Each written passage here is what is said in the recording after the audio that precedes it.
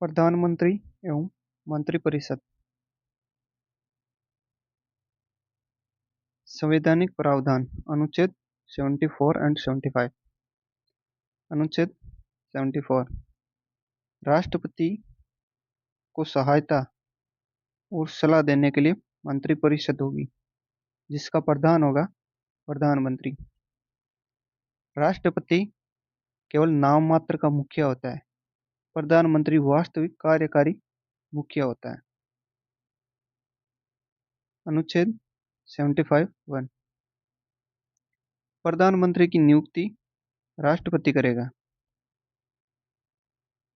राष्ट्रपति बहुमत दल के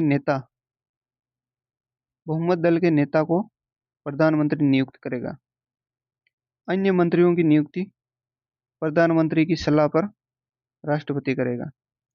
अर्थात प्रधानमंत्री राष्ट्रपति को सलाह देगा और उस सलाह के अनुसार अन्य मंत्रियों की नियुक्ति करेगा राष्ट्रपति।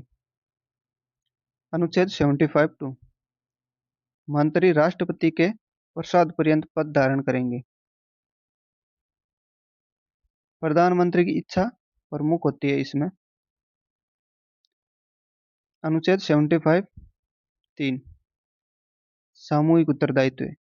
मंत्रिपरिषद लोकसभा के प्रति सामूहिक रूप से उत्तरदायी होती है। एक साथ तैरना और एक साथ डूबना, दोनों एक साथ तैरेगी और एक साथ डूबेगी। अर्थात जब तक मंत्रिपरिषद रहेगी तब तक लोकसभा रहेगी।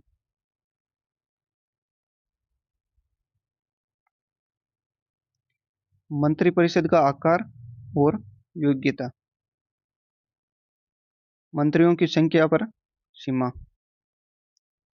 91वें संविधान संशोधन अधिनियम 2003 के द्वारा मंत्रियों की कुल संख्या प्रधानमंत्री को शामिल करके कुल मंत्रियों की संख्या लोकसभा के कुल सदस्यों की संख्या, जितने भी लोकसभा में सदस्य हैं टोटल, उनके 15% से अधिक नहीं होगी। सदस्यता की योग्यता। मंत्री बनने के लिए जो योग्यता चाहिए वो अनुच्छेद 75(5) मंत्रिपरिषद का सदस्य बनने के लिए व्यक्ति का संसद के किसी भी सदन या तो लोकसभा या राज्यसभा का सदस्य होना अनिवार्य है।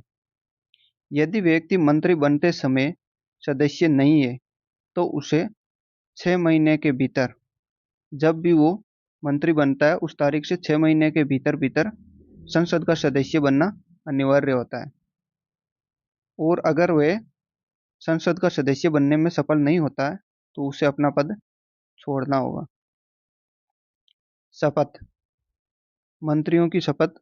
अनुच्छेद 75(4) पद ग्रहण करने से पूर्व राष्ट्रपति के सामने पद और गोपनीयता की शपथ लेनी होती है मंत्रियों को राष्ट्रपति के सम्मुख।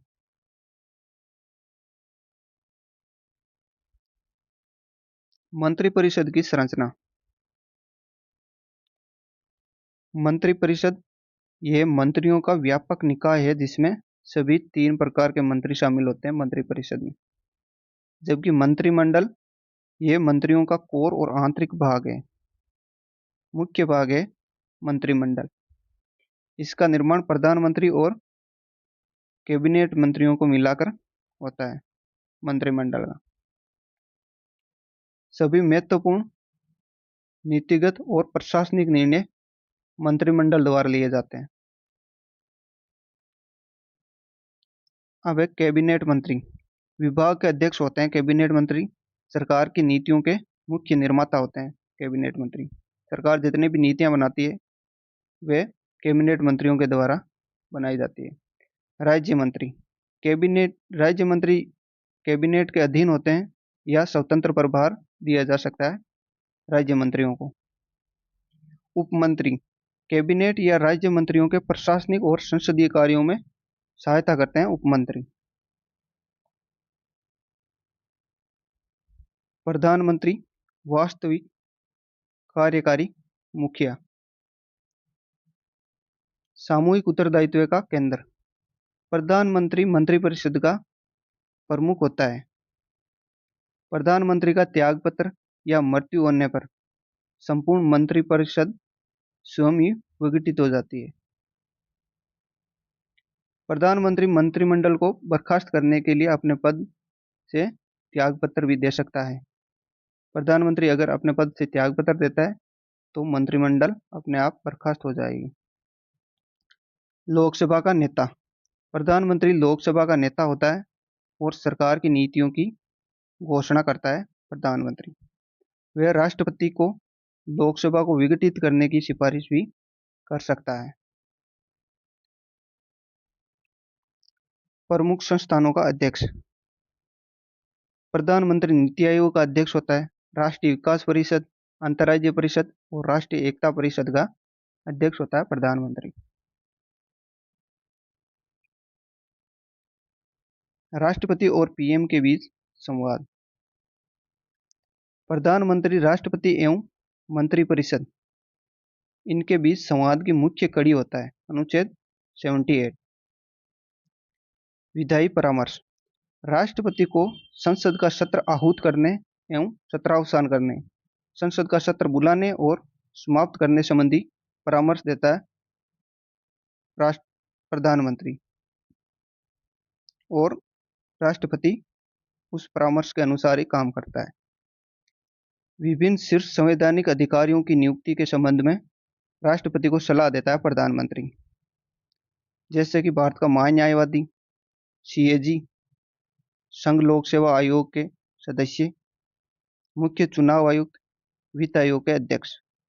इनकी नियुक्ति प्रधानमंत्री की सलाह पर करता है राष्ट्रपति।